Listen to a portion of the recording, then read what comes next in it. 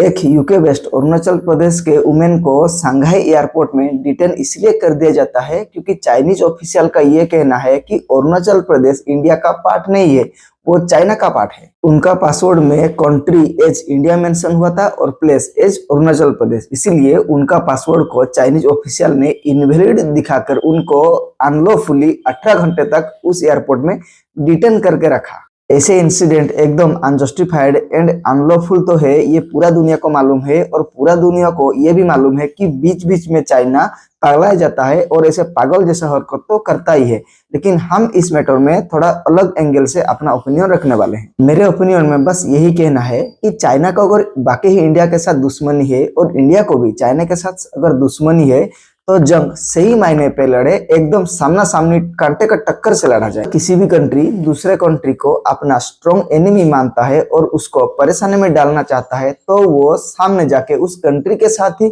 अपना खेला करे। ऐसे अगर वो उस कंट्री का एक इंडिविजुअल को इंटेंशनली परेशानी करना चाहे तो ये आराम से कर सकता है। इंडिया अगर चाहेगा तो चाइनीज किसी भी एक ऑफिशियल को आराम से परेशानी कर सकता है और सेम चीज चाइनीज भी इंडिया के लिए कर सकता है।